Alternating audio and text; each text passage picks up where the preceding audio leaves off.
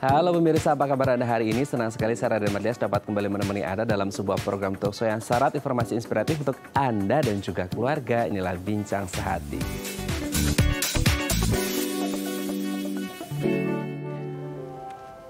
Ya pemirsa, setahun sudah pandemi COVID-19 melanda Indonesia, tapi sebenarnya kita juga harus berpikir secara bijak gitu ya. Tidak hanya berfokus pada COVID-nya gitu ya, tapi juga kita harus berpikir bahwa ada penyakit lain yang harus kita waspadai, yaitu salah satunya adalah TBC atau tuberkulosis. Indonesia ini ada di peringkat ketiga di dunia setelah India dan juga Tiongkok.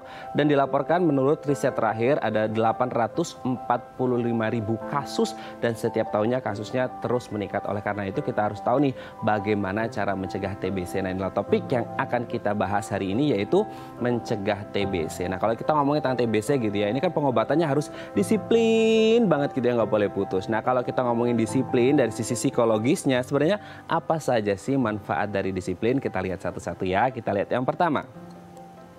Latih fokus dan percaya diri. Jadi kalau kita disiplin gitu ya, misal jam 8 pagi kita harus belajar gitu. Kalau mungkin anak sekolah atau mahasiswa, jam 8 pagi kita harus sudah mulai mengerjakan deadline kantor gitu ya.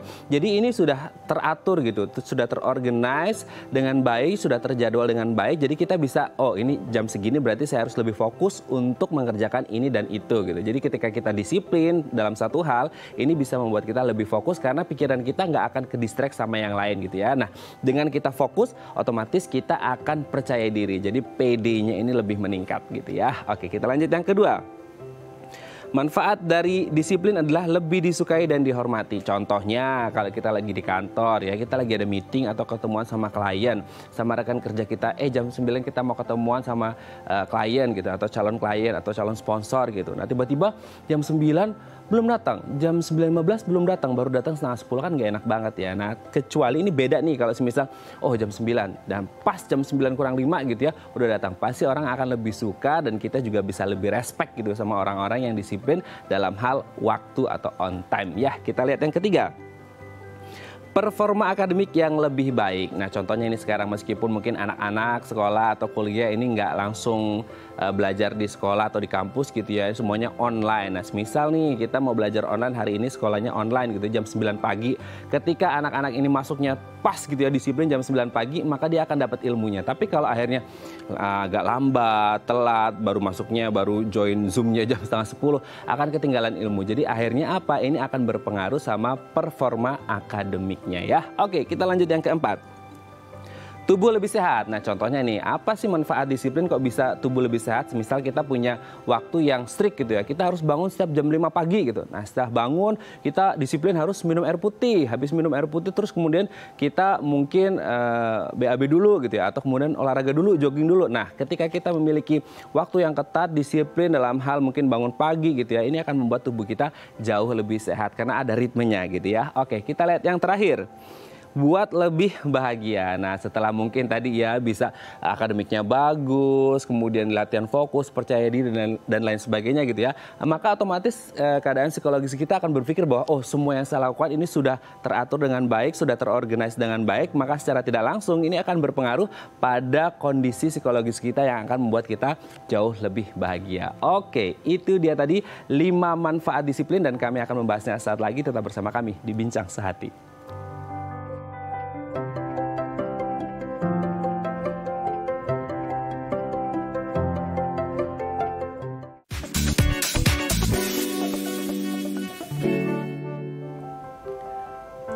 Baik, Anda masih bersama kami di Bincang Sehati. Tadi di segmen sebelumnya kita sudah membahas beberapa manfaat dari disiplin gitu ya. Apa sih pengaruhnya sama kehidupan kita? Apa pengaruhnya sama kondisi psikologis kita? Nah untuk membahasnya telah tersambung bersama kami di sambungan Zoom dengan Marcelina Melisa, MPASI Psikolog dari 3 Generasi. Selamat pagi Mbak Lina, apa kabar? Halo, selamat pagi Mas Matt. Puji Tuhan baik. Mudah-mudahan Bunda TV juga dalam keadaan yang baik ya di sana. Alhamdulillah, terima kasih Mbak Lina. Kita semua baik-baik saja. Mbak Lina juga baik ya. Semoga sama keluarga juga gitu ya. Baik dan sehat selalu. Oke, Mbak Lina, hari ini kita akan membahas nih beberapa manfaat disiplin. Kan kayaknya disiplin ini it's easy to say, tapi susah untuk dilaksanakan ya. Karena memang ya mungkin bergantung pada kepribadian seseorang atau bagaimana cara dididik atau pola asuh dari orang tua, dan lingkungan juga pasti memengaruhi kan seperti itu. Nah, kita akan akan bahas beberapa manfaat dari disiplin. Yang pertama adalah melatih fokus dan percaya diri. Apakah kemudian ketika kita disiplin orangnya, ini mau tidak mau kita akan ditrain, akan dilatih untuk lebih fokus dan akhirnya efeknya ya percaya diri gitu. Gimana nih Mbak Lina? Oke, nah ini benar banget. Jadi kalau melatih fokus kan memang orang yang disiplinnya tinggi itu terbiasa dia mengerjakan satu demi satu ya. Dia mungkin sudah punya kayak to-do list hari ini, terus juga di jam-jam segini dia mau ngapain aja gitu. Nanti jam selanjutnya dia mau ngapain aja. Jadi orang ini akan melatih kontrol dirinya untuk tetap sudah rutin gitu, untuk tetap fokus menyelesaikan satu demi satu. Walaupun mungkin ini nggak bisa, kenapa gitu? Mungkin dia ada backup plan-nya. Nah lalu juga dalam memenuhi deadline nih.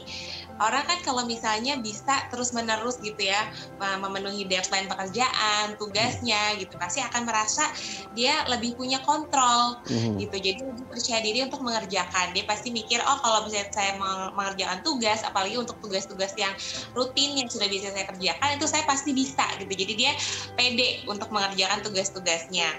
Nah, dia juga merasa dapat memanage diri sendiri ya gitu. Kalau merasa kita mah untuk mengurus diri sendiri itu udah bagus gitu, pasti juga itu menambah rasa percaya diri kita. Jadi tinggal mecahin yang challenging gimana nih, mungkin yang sulit yang datang di kehidupan sehari-hari gitu. Oke, nah itulah manfaat disiplin. Karena mungkin orang jadi lebih percaya diri kan gara-gara dia disiplin gitu ya Mbak ya. Jadi akhirnya semuanya terorganize dengan baik. Nah kadang-kala kan kita ngelihat gitu ya, orang yang nggak disiplin itu kan biasanya ya a bit mess up gitu ya. Agak ya semuanya itu serba kacau gitu. Akhirnya ketika orang jadwalnya nggak jelas, barangnya ada di mana nggak ngerti karena nggak disiplin dalam hal menyimpan satu barang tertentu, ada acakan kemana-mana, akhirnya ini membuat kayak nggak pede gitu ya. Nah ini efeknya akhirnya adalah ketika perasaan, aduh kayaknya semuanya berantakan, akhirnya nggak pede gitu ya. Oke, kita lanjut yang kedua. Lebih disukai dan dihormati. Ya ini sih kalau ambil contoh nih, misal kita lagi di kantor gitu ya Mbak ya, mau ketemu klien atau apa, mau meeting gitu, janjian jam 9, ternyata orangnya datangnya setengah 10, kan kayak aduh jadi bikin kesel gitu ya. Tapi kalau datangnya jam 9 pas atau mungkin malah belum, ini kita lebih respect lagi kan, lebih suka sama orang tersebut. Betul atau enggak? Betul, jadi memang kalau orang yang datang tepat waktu, tadi misalnya kayak contoh yang Mas Matt kasih gitu ya, itu kan orang lain akan melihat, dia tuh tak bertanggung jawab ya gitu, dia bisa diandalkan gitu. Jadi ketika kita mau kasih satu tugas atau kita mau kerja bareng sama dia, itu nggak ada keraguan-raguan gitu, kayak udahlah dia at least dalam waktu datang, terus juga misalnya ngumpulin tugas, mengerjakan tugas itu disiplin begitu. Jadi orang tuh bisa punya trust sama respect sama dia gitu. Nah kalau kita udah percaya kan pasti selain disukai juga kita hormat karena dia itu berkontribut nih sama kerjaannya gitu dengan bertanggung jawab. Dan juga untuk jabatan-jabatan tertentu di kantor itu pasti kalau misalnya kita nih atasan gitu ya, kita pengen ngomong nih ke anak buah atau bawahan gitu, kamu harus datangnya tepat waktu dong. Kalau misalnya kitanya nggak seperti itu kan sulit ya gitu. Jadi harus jadi role model ya. Betul, kita harus jadi role model dulu, baru nanti pada mencontoh kita gitu. Jadi kita lebih dihormatin juga sama bawahan kita, seperti itu. Oke, nah ini kalau masih konteksnya dalam hal karier atau di kantor gitu ya Mbak Lina ya. Ini kan kalau tadi disiplin dalam hal waktu. Nah kalau semisal disiplinnya dalam hal katakanlah deadline pekerjaan gitu ya, atau ketepatan, kelengkapan pekerjaan. Ketika kita disiplinnya itu ya pas nih deadline-nya jam segi, hari tanggal berapa gitu ya, hari apa tanggal berapa, semuanya sudah selesai. Nah ini kan pasti secara tidak langsung ini akan dilihat atasan gitu nggak sih Mbak Lina? Akhirnya kayak, atasan kayaknya punya nilai lebih ke kita, akhirnya ini jenjang karirnya juga bisa lebih baik gitu nggak sih ke depannya? Betul, jadi kan kita kan dikasih kepercayaan yang lebih besar kalau kita mengerjakan sesuatu yang lebih kecil dengan baik gitu ya Mas. Jadi kalau kita dikasih sesuatu kerjaan, kita konsisten untuk mengerjakan itu dengan lengkap dan juga dengan sesuai apa yang diminta gitu ya. Itu kan pasti atasan juga melihat, oke, paling nggak dia untuk kerjanya bagus, tinggal mungkin ada ruang-ruang tertentu yang perlu dikembangkan gitu ya pada setiap karyawan gitu. Oke, jadi secara tidak langsung ketika kita berdisiplin, entah waktu, entah pekerjaan, dan lain sebagainya, ini sebenarnya tidak hanya berdampak untuk perusahaan karena bagus gitu, tapi akan berdampak untuk diri sendiri dengan jenjang karir yang pastinya jauh lebih baik gitu ya. Oke, ini menjadi track record yang sangat bagus untuk kita, portofolionya bagus gitu ya. Oke, kita lanjut yang ketiga nih Mbak Lina. Performa akademik yang lebih baik. Nah, ini mungkin hubungannya dengan anak-anak sekolah ataupun anak kuliah yang mungkin sekarang ya SFH gitu ya, belajarnya dari rumah gitu. Nah, apakah kemudian ada hubungan antara disiplin dengan performa akademik yang lebih baik nih Mbak Lina? Oke, nah tadi seperti yang Mas Bet jelasin gitu ya tentang anak sekolah, mereka harus datang tepat waktu. Walaupun sekarang formatnya masih menggunakan metode daring gitu untuk belajar, tetap aja anak tuh harus ada persiapannya karena waktu persiapan ini juga menentukan kesiapan mereka dalam bersekolah gitu kan. Contohnya misalnya ada 2 anak nih, anak yang pertama dia memang udah bangun jam 6:30 pagi, terus dia mandi, makan, siap-siap gitu ya. Jadi dia udah fresh pas mau mulai sekolah. Dengan anak kedua yang dia bangun tidur itu mepet jam 7:30 misalnya pas jam pelajaran pertama mau dimulai, terus dia langsung belajar gitu kan. Tentunya juga persiapannya beda ya, persiapan si anak itu untuk belajar beda. Lalu juga kalau anak yang disiplin itu dia sudah bisa menyelesaikan tugas dengan baik sesuai dengan harinya, terus juga mungkin itu tugas individu atau tugas kelompok bersama temannya gitu. Bahkan mungkin tanpa disuruh oleh orang tua gitu ya, kadang-kadang yang bikin capek orang tua kan itu, dan bikin anak juga kurang berkembang kalau misalnya disuruh terus-menerus gitu. Harusnya dengan kesadaran diri sendiri. Jadi anak ini sudah tahu, oh oke, untuk tugas A misalnya aku kumpul hari Rabu, tugas B aku kumpul hari Kamis gitu. Karena dia sudah teratur juga, berarti kan waktu luangnya dia itu lebih efisien ya, lebih banyak. Jadi bisa pakai untuk explore hal-hal lain, misalnya hobi atau minat, itu kan bagus juga ya untuk anak ini ke depannya. Oke, berarti ini memang pengaruh gitu ya ke performa akademik si anak gitu atau kemudian si mahasiswa ini ketika kita ngomongin masalah disiplin. Oke, kita lanjut yang keempat nih Mbak Lina. Tubuh lebih sehat. Nah, mungkin tadi kalau contoh orang umumnya tadi aku sebut ya, bangun jam 5 pagi, terus kemudian minum air putih itu harus, terus kemudian entah jogging atau jalan di sekitar kompleks, itu juga ternyata dari hal yang kalau kita ngomongin disiplin kan sebenarnya ini psikologis ya, tapi ketika ngomongin tubuh lebih sehat kan biasanya kita ngomonginnya ke fisiologisnya, tapi kemudian ini ada efek ya ternyata antara disiplin dengan tubuh yang lebih sehat. Gimana nih Mbak? Oke, nah sebenarnya menariknya adalah mungkin Mas Fed pernah dengar ya istilah mind, body, and soul gitu. Yes. Jadi semua itu tuh terintegrasi gitu. Ada hubungan saling relate ya.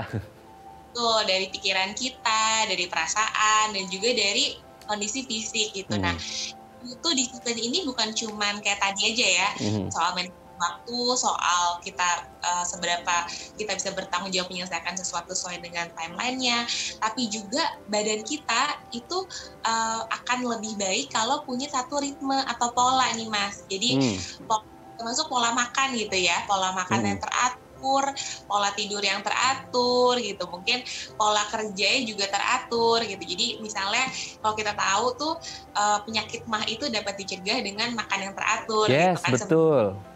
Itu yang mudah, tapi untuk kita mungkin menjalani ini nggak gampang gitu ya, kadang keasikan ngapain jadi lupa gitu, atau kita kena macet di jalan berjam-jam gitu kan. Nah, tapi kalau kita berusaha untuk teratur itu, badan kita juga akan lebih baik, dan juga kita bisa memperkirakan kan ya, oh saya tuh jam tidur saya nih udah jam segini, misalnya jam 10 malam sampai jam 6 pagi gitu, itu udah cukup belum gitu. Dan juga kita kalau misalnya udah punya patokan jam 10, berarti jam setengah 10 atau jam 9 mungkin udah siap-siap dan sebagainya. Jadi kita juga lebih teratur, badan juga lebih enak ya menjalaninya. Terus juga disiplin diperhatikan untuk yang aspek kesehatan, memang misalnya kayak olahraga yang tadi Mas Fred jelasin. Oke, memang manfaatnya sangat luar biasa, tidak hanya ke psikologis tapi juga ke fisiologis, semuanya ngefek deh pokoknya ya, karena semuanya mind, body, and soul tadi saling relate gitu ya. Oke, yang terakhir nih, nah ini juga mungkin ini hubungannya dengan psikologis juga itu, buat lebih bahagia. Ternyata dari hal yang disiplin ini bisa buat kita lebih bahagia. Kenapa bisa begitu Mbak Lina? Nah, terkait dengan tadi sebelumnya ya, jadi ada pola, satu rutinitas. Jadi dari berbagai penelitian memang kalau ada rutinitas itu membuat kita lebih tenang.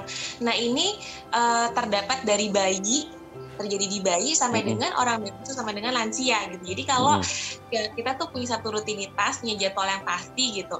Yang pertama kita tahu nih, oh kita mau ngapain gitu. Kalau bayi sama anak-anak juga jadi nggak bertanya-tanya gitu. Aku misalnya mau ngapain sih kita habis ini gitu, karena udah ada rutinitasnya.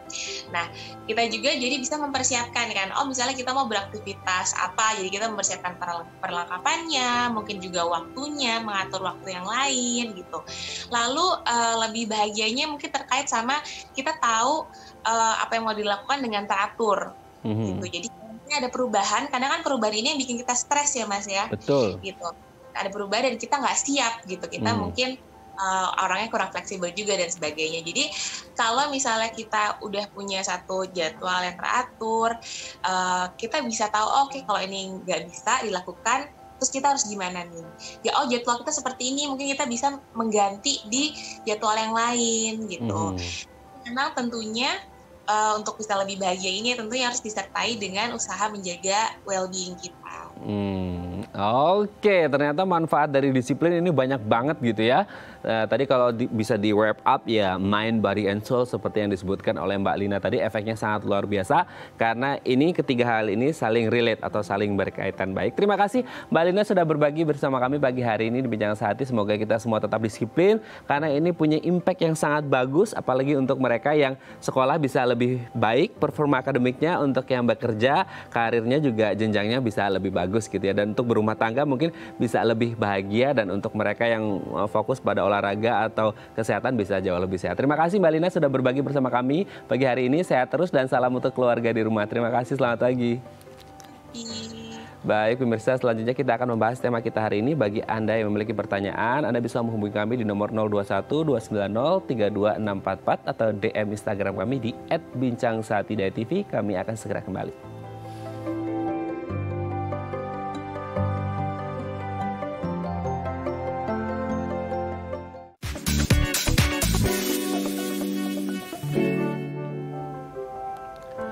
Baik, dan masih bersama kami di Bincang Sehati dan kita masih membahas tema kita hari ini, mencegah TBC. Seperti kita tahu masa pandemi ini kalau bisa kita tidak hanya berfokus pada COVID-19-nya saja, tapi juga ada beberapa penyakit lain yang harus kita waspadai. Salah satunya adalah TBC atau tuberkulosis gitu ya. Nah, bagi Anda yang memiliki pertanyaan seputar tema kita hari ini atau seputar TBC, Anda bisa menghubungi kami di nomor 021-290-32644 atau DM Instagram kami di @bincangsahatidayatv, dan telah tersambung bersama kami di sambungan Zoom dengan Dr. Paulus Arka Triyoga SPP, spesialis paru dari Eka Hospital Cibubur. Selamat pagi Dr. Arka, apa kabar? Selamat pagi dari kru DayTV dan para pemirsa. Wah, selamat pagi juga Dok, semoga sehat-sehat terus ya Dok ya. Sehat. Oke Dok, hari ini kita akan membahas salah satu penyakit yang katanya kita juga harus concern ke situ, karena ini menjadi salah satu penyakit yang mungkin sekarang tidak menjadi perhatian publik gitu ya, tapi sebenarnya ini juga harus sangat diwaspadai karena mungkin tingkat mortality-nya juga luar biasa tinggi juga gitu, yaitu TBC gitu. Nah, kalau ngomongin tentang TBC, sebenarnya TBC ini apa dan penyebabnya apa sih Dok? Ya, betul sekali. Jadi memang bertepatan dengan tanggal 24 Maret ini, hari ini, jadi memang di dunia merayakan Hari TB sedunia ya hari ini. Jadi memang untuk mengingatkan kepada para pemimpin, kemudian semua para penggiat kesehatan, kemudian ini untuk menuntaskan TB di dunia ini. Jadi memang TBC ini udah penyakit dari zaman dulu ya, bahkan puluhan tahun lalu sampai sekarang belum bisa hilang di dunia ini. Memang itu makanya WHO dan selalu menggiatkan mengingatkan juga hari ini adalah Hari TBC Dunia. Ini memang kita udah tahu bahwa TBC itu penyebabnya adalah kuman ya, bakteri. Jadi memang namanya tuberkulosis, ya dia memang diambil dari nama kuman bakterinya bahwa dia adalah Mycobacterium tuberculosis. Ini memang itu penyebabnya. Betul, biasanya memang di paru, tetapi nggak cuma hanya di paru ya, TBC. Jadi semua organ manusia, jadi bisa di otak, bisa di tulang, bisa di usus.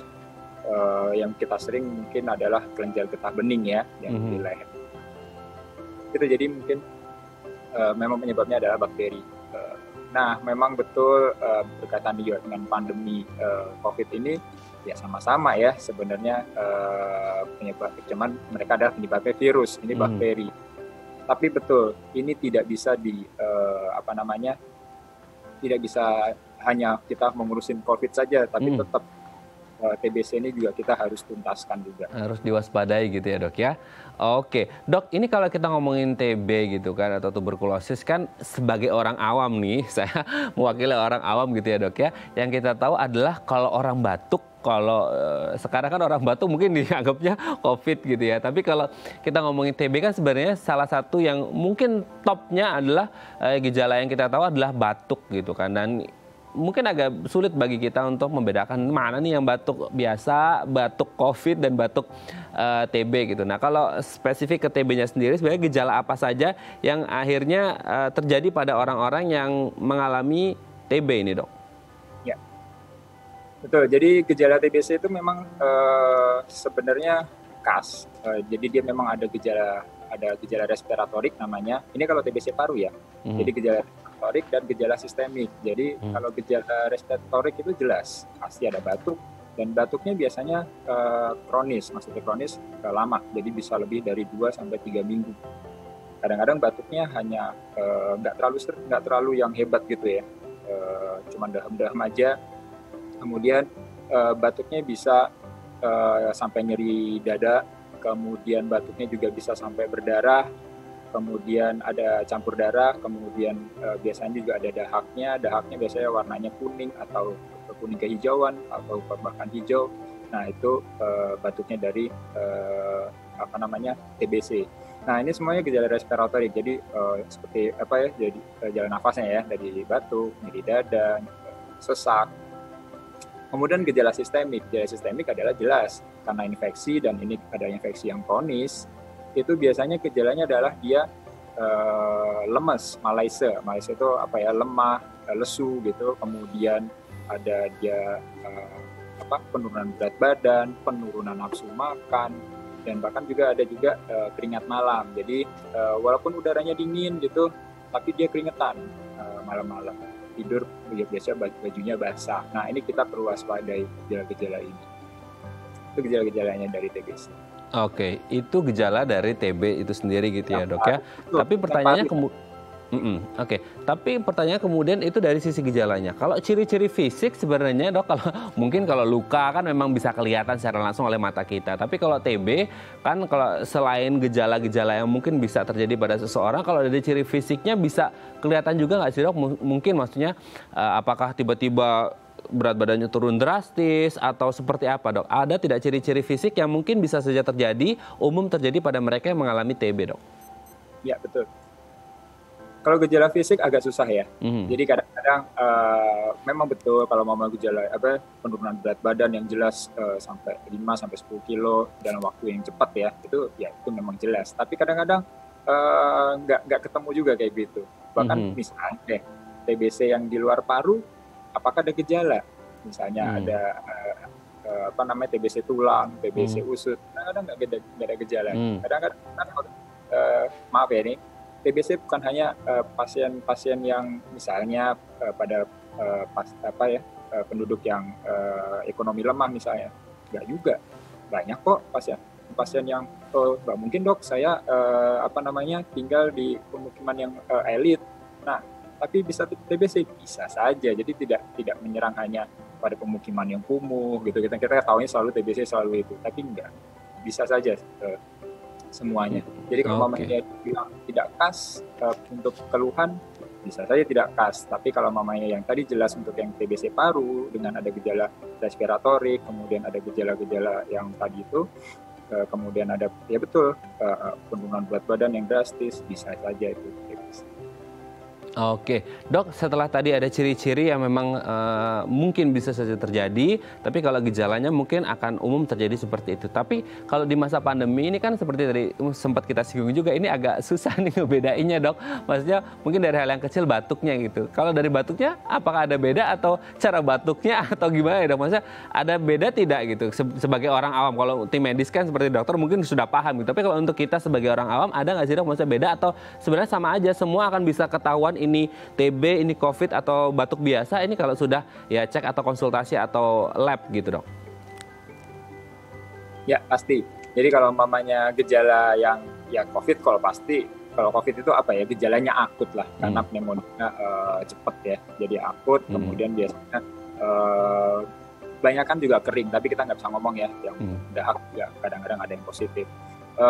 COVID itu biasanya akut, kemudian gejalanya cepat lah, misalnya dia lemah, seperti kayak penyakit virus lah ya, jadi dia nyeri sendi juga bisa, demam tinggi. Untuk TBC tidak demam, kadang-kadang cuma sumber-sumber apa ya, meriang-meriang. Jadi nggak demamnya nggak tinggi gitu. Kemudian itu sih, jadi misalnya kalau mamanya TBC dan jauh kok bedanya, kelihatan banget. Biasanya batuknya lama ya kalau untuk TBC itu. Kemudian penurunan berat badan, itu tadi yang gejala sistemik dan respiratorik itu tadi. Oke, berarti memang sudah ada beda-bedanya sendiri gitu ya dok ya. Nah kalau ngomongin TB ini sendiri kan memang sampai dulu mungkin pelajaran IPA saya waktu kecil ya, ini orang yang TB ini harus ya kalau sekarang mungkin istilahnya isolasi mandiri gitu ya dok ya. Nah sebenarnya berarti ini potensi menularnya juga lumayan tinggi ya dok ya. Dan kalau bisa menular ini biasanya medianya seperti apa? Apakah sama dengan COVID melalui droplet atau seperti apa dok? Ya betul. Jadi hampir sama dengan COVID ya. Untuk media penularannya adalah melalui droplet. Ya cuman beda ya, dropletnya untuk yang COVID ini kan sangat menular dan kita bilang menularnya banget gitu. Sama, semuanya melalui droplet, kemudian melalui percikan dahak, bila misalnya batuk, dari berbicara, ketawa langsung itu juga bisa. Tetapi untuk TBC ini tidak langsung yang misalnya, tidak semua orang yang tertular TBC itu juga sakit TBC. Jadi memang di badan kita itu yang terjadi adalah sebenarnya bila ada kuman TBC masuk, itu bisa ada 3 yang terjadi ya sebenarnya. Bisa dia kuman itu langsung dihancurkan oleh imun kita, jadi sembuh sendiri. Kemudian bisa juga dia dorman, jadi maksudnya dorman itu dia hanya tidur saja. Nah kalau tidur saja ini kadang-kadang dia nggak sakit, tidak sakit, tetapi di badannya dia sudah ada kuman TBC-nya, dan itu sebenarnya terlindung oleh imun kita, dorman itu. Tetapi begitu imun kita turun, menjadi sakit TBC nantinya, bisa menjadi sakit TBC. Yang ketiga udah pasti adalah dia menjadi sakit TBC langsung, itu bisa. Jadi penularannya itu mirip sebenarnya sama COVID, tapi tadi tidak langsung lah semuanya. Oke, ini kalau kita ngomonginnya memang ya 11-12 hampir mirip gitu ya. Tapi yang makanya ini menjadi penting untuk mematuhi protokol kesehatan, salah satunya memakai masker untuk meminimalkan terjadinya atau tertularnya, salah satunya adalah TB gitu ya dok ya. Oke, nanti mungkin kalau ngomongin TB kan tadi dokter menyebut seperti TB paru gitu ya. Ini kan satu hal yang kronis gitu, terjadinya tidak akut seperti COVID gitu. Nah berarti kan memang ada proses yang agak lumayan panjang di situ. Nah pertanyaannya di dalam proses yang panjang itu apakah ada tahapan atau level tingkat keparahan mulai dari yang ringan, sedang, ke berat, nanti akan kita bahas setelah break ya dok ya. Baik pemirsa, bagi Anda yang memiliki pertanyaan seputar tema kita hari ini, Anda bisa menghubungi kami di nomor 021-290-3244 atau DM Instagram kami di @bincangsahatidayatv. Kami akan segera kembali.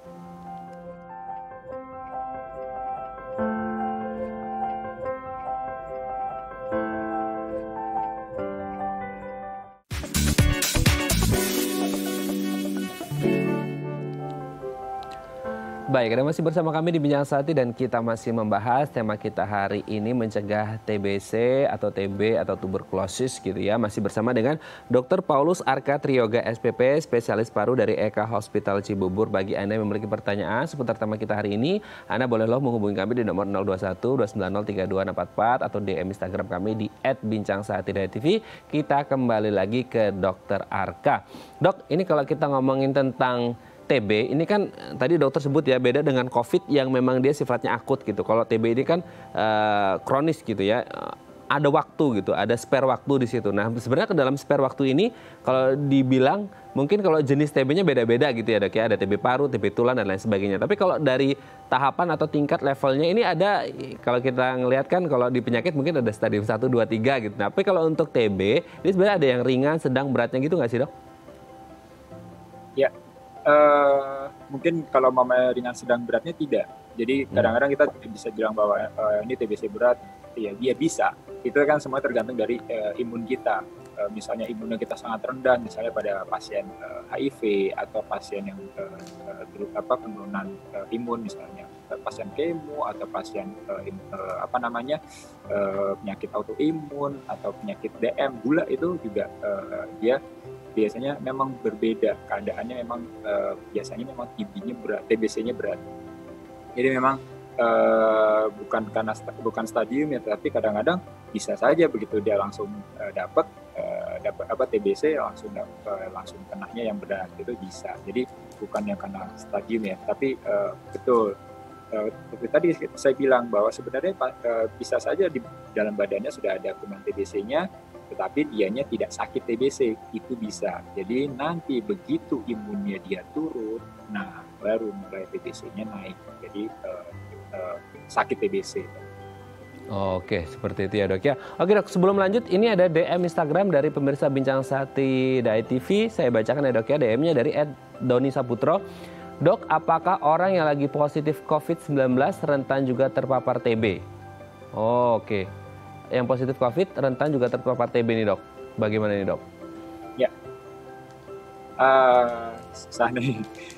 ya atau semua... mungkin sebaliknya juga ya, ini bisa orang TB apakah rentan terpapar COVID juga atau gimana? Karena sama-sama menyerang paru ini dok. Betul, ya sama-sama semuanya bisa terkena TBC, semuanya bisa terkena COVID, sama aja sih.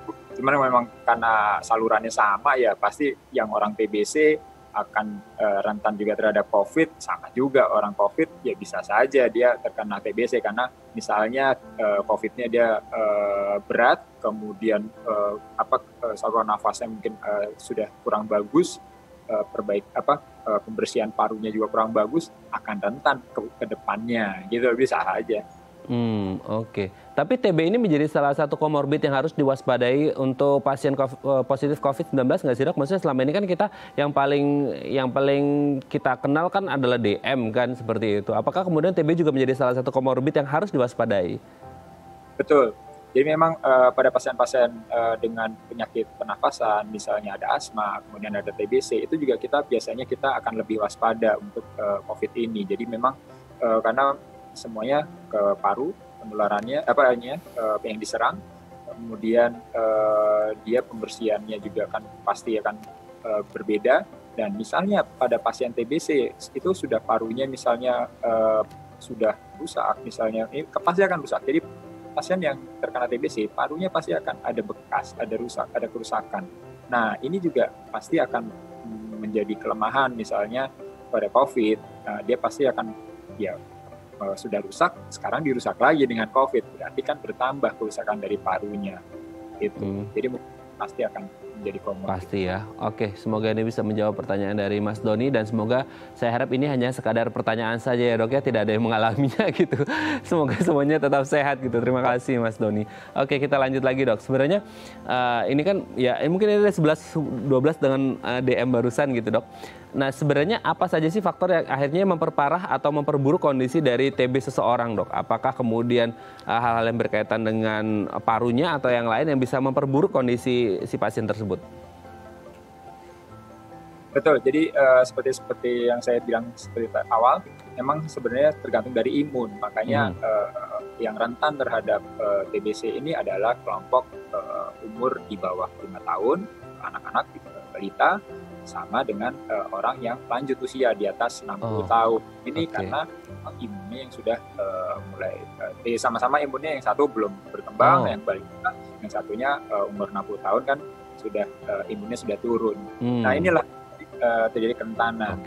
Berarti memang mirip-mirip dengan COVID ya dok ya, karena COVID juga kita ngomonginnya imun sistem nih dok.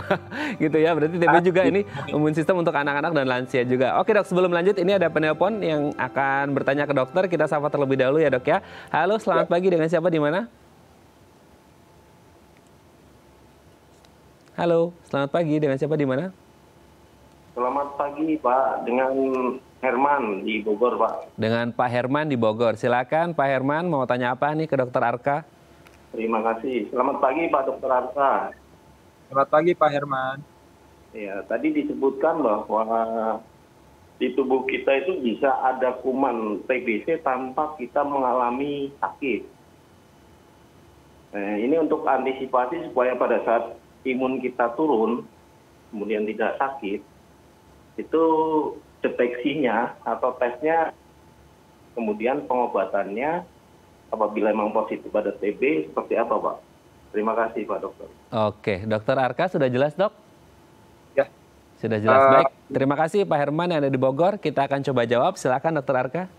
Ya, betul Pak. Jadi memang bisa saja sebenarnya di badan kita sudah ada kuman TBC-nya. Itu ada namanya penyakitnya TB laten. Jadi TB laten adalah kita punya kuman TB di dalam tubuh kita, tetapi kita tidak sakit TBC, bahkan tidak bergejala. Bahkan di ronsennya pun bagus. Nah, memang benar Pak. Jadi memang kadang-kadang untuk TBC ini kita sering menemukannya adalah saat secara kebetulan, misalnya saat medical check up. Nah, itulah perlunya dari medical check up. Kadang-kadang karyawan banyak yang mau masuk kerja. Saya belum bisa boleh masuk kerja nih karena harus ketemu dokter dulu. Ternyata di parunya ada gambaran awan-awan di puncak parunya, infiltrat. Nah, inilah yang dibilang TBC. Kemungkinan dia sebenarnya tidak sakit, tapi sudah ada kumannya. Bahkan mungkin bisa saja dia sebenarnya sakit TBC, tapi dia tidak sadar. Itu tadi belum tentu gejala-gejala yang TBC yang tadi saya awal sebutkan bahwa itu dialami dia, belum tentu. Bahkan mungkin dia tidak terasa ya, bisa saja. Misalnya sebenarnya dia udah ngerasa sebenarnya ada agak lemes, berat badannya nggak naik, itu sebenarnya dikerasa tapi tidak terlalu peka ya, mungkin orang-orang kan beda-beda. Jadi memang biasanya ditemukannya adalah saat itu tadi medical check up. Jadi pas ronsen tiba-tiba parunya kok udah begini. Ternyata tadi saya bilang bisa saja sebenarnya dia sudah kena TBC dan sembuh sendiri pun bisa. Nah, tidak diobatin tetapi dia sembuh sendiri bisa. Jadi mungkin itu hanya bekas, itu juga bisa. Tapi pasti nantinya pasien-pasien yang seperti itu tadi misalnya kita temukan secara kebetulan, mau nggak mau nih sebaiknya dia harus kontrol rutin. Misalnya kan nanti akan ronsen berkala, pokoknya ketemulah sama dokternya, konsultasi sama dokter, karena pasti akan nanti ada perlakuan-perlakuan, misalnya ada pemeriksaan dahak, lanjutan itu pasti ada. Oke, kalaupun akhirnya ditemukan ada kuman atau bakteri untuk penyebab daripada si TB ini sendiri dan tidak menyebabkan sakit, apakah bisa diantisipasi atau diminimalkan risikonya dengan meningkatkan imun tubuh, Dok? Kalau sudah ada kumannya sudah jelas harus diobatin. Oke. Sudah pasti. Oke ya. Oke, semoga ini bisa menjawab pertanyaan dari Pak Herman yang ada di Bogor ya Pak Herman ya, dan semoga sehat-sehat terus gitu. Dok, berarti kalau kita sekarang berfokus ke pengobatannya, ini pengobatan jenis apa yang harus dilakukan? Dan kan katanya kalau ngomongin TB ini memang khususnya TB paru gitu ya, ini kan harus disiplin banget nih. Ada yang bilang 6 bulan nggak boleh putus, kalau putus harus ngulang lagi dari awal, dan ada risiko terjadi yang namanya resistensi obat nih Dok, gimana? Betul Bang. Ya betul, jadi memang bila pengobatan untuk TBC ini memang harus disiplin, betul. Jadi memang obatnya memang minimal itu biasanya 6 bulan. Kemudian tapi nanti tergantung dari dokternya ya. Kan nanti kita ngelihat kondisinya, kita ngelihat juga dari follow up dari pemeriksaannya selama pengobatan. Nah, kalau mamanya obatnya mau diteruskan sampai lebih dari 6 bulan bisa, nanti tergantung dari dokternya. Kemudian betul kalau umpamanya terhadap yang itu, makanya ada memang kuman TBC yang sudah kebal obat. Ini yang lebih berbahaya. Ya, virus ya, bakterinya juga lebih berbahaya kalau menular kepada sekitarnya. Kemudian pasti untuk terapinya lebih sulit, misalnya dengan obatnya lebih yang harus lebih meningkat lagi ya. Jadi yang tadinya hanya 4 regimen obat TBC, ini jadi bertambah lagi. Kemudian waktu pengobatannya juga nanti jadi bertambah lagi. Nah, kenapa harus disiplin itu tadi? Ada kuman TB yang kebal obat. Kita mencegah itu tidak terjadi dengan cara pengobatan secara tuntas. Enggak cuman kadang-kadang nih yang jelek adalah pasien itu sudah 1 bulan minum obat TBC, udah enak, yang tadinya misalnya ada batuk sama batuk darah, wah udah berhenti nih, sama udah berat badannya udah naik 1 kilo 2 kilo, lumayan lah gitu, makan juga udah mulai enak gitu. dia pengobatannya berhenti. Nah, ini yang berbahaya karena kumannya nanti bisa menjadi kebal obat. Bila itu diperiksa lagi, kemudian kebal obatnya mau nggak mau nanti Oke, berarti memang harus disiplin. Dokter ngomong 6 bulan, harus 6 bulan. Meskipun 1 bulan, 2 bulan udah rasa enakan, tapi tetap harus tuntas gitu ya dok ya. Oke, nanti di segmen terakhir kita akan membahas tips gitu ya untuk mencegah terjadinya TBC. Kalau tadi kita sudah ngomongin TBC-nya. Baik, pemirsa, bagi Anda yang memiliki pertanyaan seputar tema kita hari ini, Anda bisa menghubungi kami di nomor 021-290-3244 atau DM Instagram kami di @bincangsaat.tv. Kami akan segera kembali.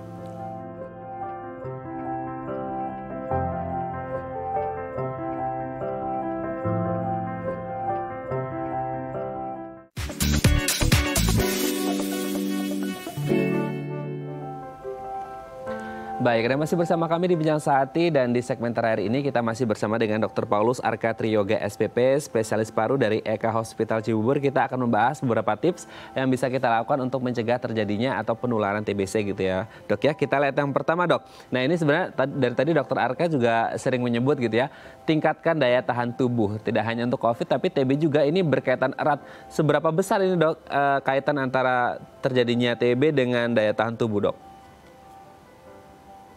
Betul. Jadi seperti saya awal sudah bilang tadi, TBC bisa sembuh sendiri, bisa dihancurkan sendiri oleh imun kita yang di paru. Jadi memang imun itu kita pasti butuh. Jadi memang itu tetap dari kita olahraga, kemudian dengan makanan yang bergizi, makanan yang bagus, kemudian juga dari sanitasi misalnya dengan pemukiman yang bagus, kemudian udara aliran yang bagus, itu semuanya berkaitan semua. Jadi memang tidak hanya satu, misalnya imunnya bagus tapi kitanya digempur terus ya sama aja ya, pasti akan. Oke, kalau ngomongin penyakit ya memang semuanya ini harus berkaitan dengan imun tubuh yang bagus gitu ya dok ya, supaya tetap bisa melawan itu calon-calon bibit penyakit gitu ya, karena ini imun menjadi garda terdepan dalam tubuh kita untuk menghalau semua jenis penyakit, termasuk dalamnya adalah TB gitu ya dok ya. Oke, selanjutnya adalah vaksin BCG. Nah ini juga penting ya dok ya? Ya, vaksin BCG ini biasanya pada anak umur 0-3 bulan ya, anak yang baru lahir. Mungkin kita semua sudah punya ada bekasnya ya, biasanya di lengan. Itu memang bagus dan harus, karena sebenarnya dia tidak akan bisa saja sebenarnya sudah vaksin BCG tetapi kena TBC juga banyak. Iya. Cuman kita memang berharap dengan sudah divaksin ini, TBC yang kita dapat adalah tidak yang parah atau mencegah lah supaya tidak terlalu yang terjadi keparahan itu aja. Apalagi biasanya kan pada TBC ini kan nanti di anak-anak ya. Anak, kemudian itu kan imunnya memang belum bagus. Memang itu kita diingatkan vaksin itu kan supaya imun kita diingatkan, kita tahu gitu. Oh ini ada kumannya TBC. Jadi kalau sudah ada kuman masuk ke badannya, sudah tahu, sudah kenal. Oke ya, berarti ini penting juga. Bukan berarti tidak akan mengalami TBC gitu. Tetap ada, cuman mungkin diminimalkan risikonya ya. Kalau kita bisa mungkin ya jaga imun, jaga lingkungan sekitar, kebersihannya, kesehatannya juga pasti akan jauh lebih sedikit lagi, minim lagi risikonya. Oke dok, lanjut yang ketiga. Stop merokok dan obat-obatan terlarang. Ini hubungan dengan TBC seperti apa ini dok? Ya, pasti. Untuk merokok ini kan adalah yang misalnya merokok, semua kita tahu lah barang-barang apa yang masuk ke dalam saluran nafas kalau kita merokok ya, asap-asap itu kan banyak banget zatnya ya.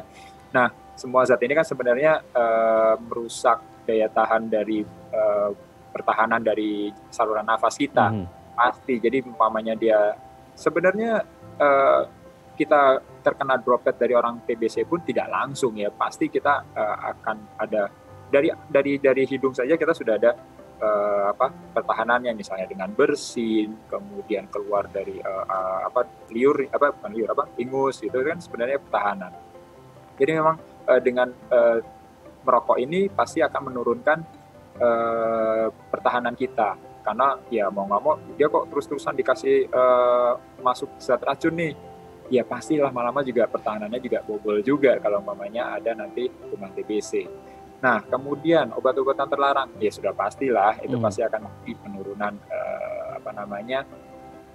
imun lah pasti ya. Misalnya orang HIV, kemudian dan misalnya yang kita takut apa sih kalau mamanya dengan penggunaan jarum suntik adalah dia hepatitis C. Nah, itu kan pasti imunnya turun. Oke, selanjutnya dok, konsumsi obat seperti tadi disebut ya dok ya, berarti ini memang konsumsi obat yang harus disiplin sesuai dengan anjuran dari dokter gitu ya dok ya? Betul, jadi kalau mamanya sudah TBC ya diobatin, kemudian ikutin instruksi dari dokternya, minum obatnya secara teratur, kemudian karena minum obat ini juga biasanya betul, kadang-kadang kan 6 bulan nih, bosen lah gitu pasti. Betul kan, jadi bosen, cuman pastikan saja, dan dalam selama 6 bulan ini kadang-kadang nggak mulus ya. Ada saat misalnya mual, ada ini kan efek-efek samping dari obat ini juga banyak. Pasti nanti kan dokternya akan menjelaskan. Nah itu diingatkan, oh ini gejalanya dari efek obat nih ternyata. Nah itu obatnya nanti juga akan pasti akan di switch atau diapakan nanti dokternya ada perlakuan khusus untuk obat. Oke, berarti memang harus disiplin minum obatnya ya. Oke, yang terakhir dok, tes secara berkala. Ini kalau ngomongin tes secara berkala, maksudnya medical check up atau seperti apa yang hubungannya dengan TB ini dok? Dan biasanya berapa kali gitu? Ya betul. Jadi pastilah dengan kita medical check up kita pasti akan rutin tahu keadaan badan kita, tahu keadaan fisik kita, tahu bahwa ronsen saya yang kemarin bagus loh, kok tiba-tiba nih sekarang ada gambaran sesuatu awan di puncak paru, di apex gitu. Wah ini kan berarti kan ada sesuatu nih. Nah ini perlu aware lagi nih dokternya nanti. Ya udah deh saya konsul aja ke dokter, misalnya dokter paru, ya silahkan. Jadi ya kayak gitu kita tahu status kita lah jadinya dengan. Oke ya. Jadi kita bisa menilai apa saja yang terjadi sama tubuh kita. Baik, terima kasih Dokter Arka sudah berbagi informasi bersama kami di hari ini ketika kita memperingati Hari TB ya, gitu. Semoga kita doakan ya kasus TB di Indonesia semakin menurun dan semoga hilang seperti itu dan kita sehat terus. Terima kasih Dokter Arka dan salam untuk teman-teman di Eka Hospital Cibubur. Selamat pagi Dokter Arka. Pagi, salam sehat. Salam sehat. Baik, pemirsa, bagi Anda yang memiliki kritik dan saran, Anda bisa menghubungi kami di nomor 0889 8100 5000 atau Anda bisa follow media sosial kami di @bincangsaat.tv. Saya Raden Madlias pamit, sampai jumpa dan selamat beraktivitas.